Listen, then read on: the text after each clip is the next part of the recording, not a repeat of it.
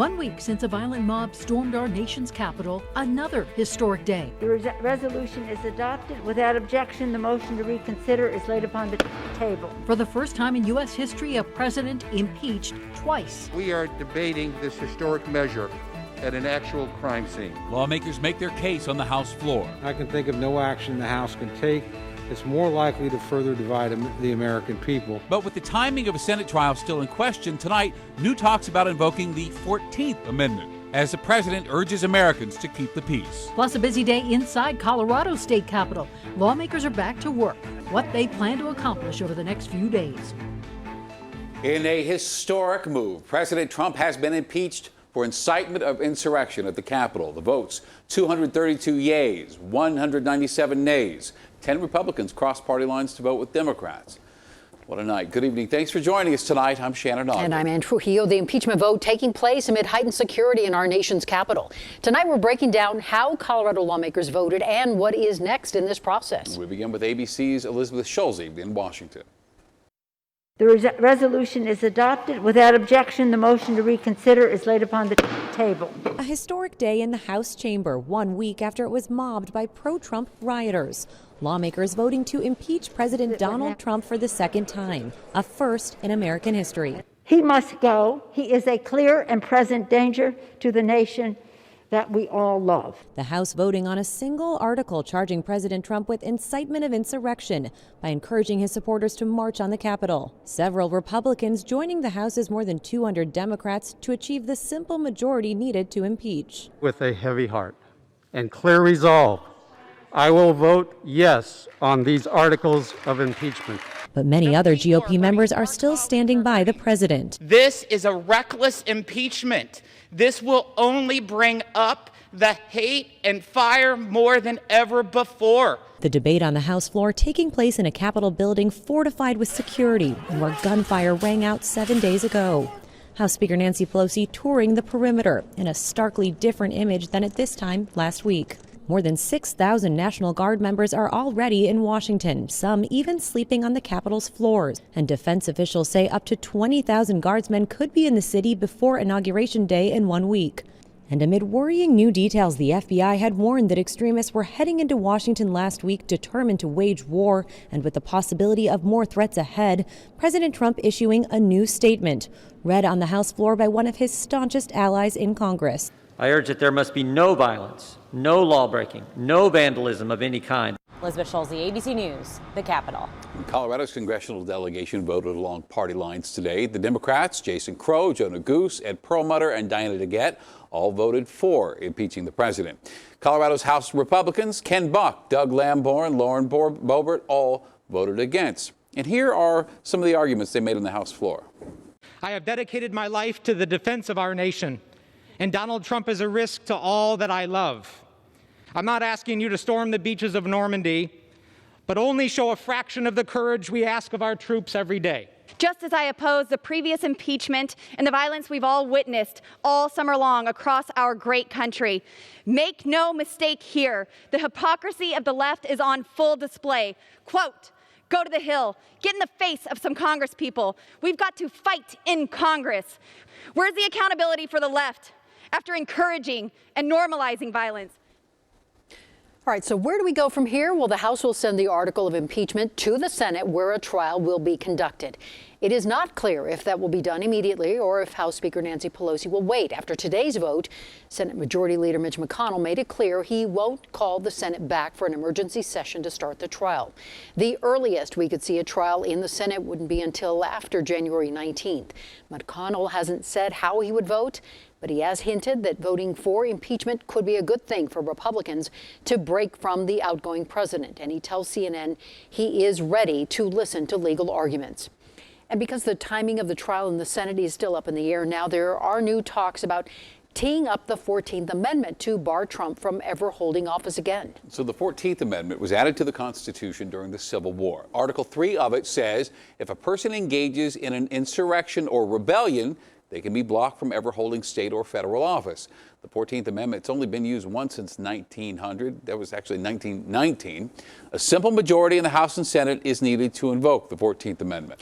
And this could obviously impact President Trump if he is seriously considering a 2024 run. Now, we do want to stress there's a ton of legal gray area associated with this. If invoked, we can expect to see legal challenges all the way to the Supreme Court, which could take years.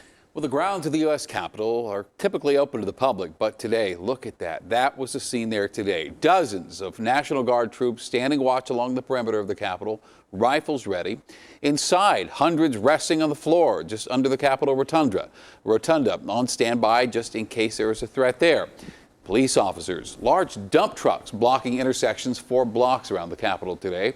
Also today, we learned about 20,000 National Guards troops will be in Washington for the inauguration. Now, some lawmakers in our nation's capital are not happy with the new security measures there on Capitol Hill, including newly installed metal detectors outside the House chamber. Colorado Congresswoman Lauren Bobert was in a standoff last night with Capitol security because she didn't want her bag searched. And today we heard from Bobert, who says she will comply with all firearm laws, but writes in a statement, "It is a shame that Nancy Pelosi is trying to disarm members of Congress in the very place that needed more protection on January 6th. It is clear metal detectors would not have deterred the violent acts we saw. This political stunt does nothing to improve the safety of members in the Capitol complex." In the last hour, the president released a 5-minute video statement. Now, he didn't address the impeachment vote, but focused on condemning last week's violence, urging all Americans to stay peaceful. No true supporter of mine could ever endorse political violence. No true supporter of mine could ever disrespect law enforcement or our great American flag. No true supporter of mine could ever threaten or harass their fellow Americans. If you do any of these things, you are not supporting our movement, you are attacking it, and you are attacking our country. The president says he's asking all federal agencies to use any resource necessary to maintain order and allow for safe transition of power. He also called the recent moves by social media giants to suspend his accounts an unprecedented assault on free speech.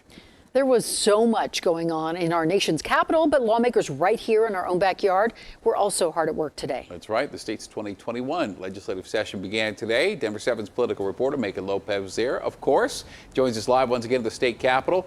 Really, we don't get going down there until February. Yeah, it is. Now, there won't be, the drama kind of started pretty quickly today, Shannon and Ann, believe it or not, even on the opening day. We knew that today would be a little bit unusual because of the COVID restrictions, and that's because of the fact that the legislature announced that they're only going to be meeting for 3 days to pass some very specific COVID response bills. But at the same time, you know, I don't think anyone was really expecting all of the drama that we saw today. Now, the drama started a little bit this morning in the Senate when members objected to some of the legislative rules that you really need to pass in order to start getting things done. That was just a little bit of the drama, though. It was really the House where we saw the fireworks. There were some objections to making Representative Garnett the Speaker of the House. They had to go to this roll call vote, which is something that's really unprecedented and I don't think has happened before in Colorado. Then Republican members of the House also objected to the temporary legislative rules dealing with COVID. Normally, we wouldn't bother with the details of that, but the debate just wrapped up about 15 minutes ago, and so now they're just starting to introduce some of those bills, which means they still have to go to committee, they still have to do floor work, which means it could be a late night. Democrats tell me they're frustrated. Unfortunately, the Republicans have set a tone today that is one where they are going to be divisive right out of the gate, and that's unfortunate. I think that some members of the House caucus were trying to put some members of the House caucus on record voting for a Democrat. So, you know, I hope that, you know, as the Republicans move forward, they can, you know, kind of sort out the differences that they may have with each other and make. So we reached out to House Republicans today to get their comments on kind of what was going on, and they weren't able to provide time for an interview. Now, the reason that the legislature wants to get in and out in 3 days, again, is because of the COVID numbers right now. They want to try to pick up the legislative session in February, but it takes 3 days to pass a bill, which means because they're just starting to introduce those bills right now, it could be a very late night tonight. Shannon and Ann. Oh boy. All right, Megan, thank you for that update from the state capitol. Let's talk about the weather, something a little more peaceful, right? A beautiful start to the day. Of course, the clouds have rolled in, and you saw from Megan, the winds have really picked up out there. Really picked up. Chief Meteorologist Mike Nelson's here with details of the Denver7 Weather Action Day. Mike? And it's not for snow or extreme cold, it's for strong winds. Here's how it looks currently in Denver, and this is how it's looked in the last 2 hours up on the Continental Divide as a strong cold front has moved through the area. 64 miles an hour, the winds right now in Berthoud Pass, 38 in Aurora and across the state. Strong winds, especially over north central Colorado.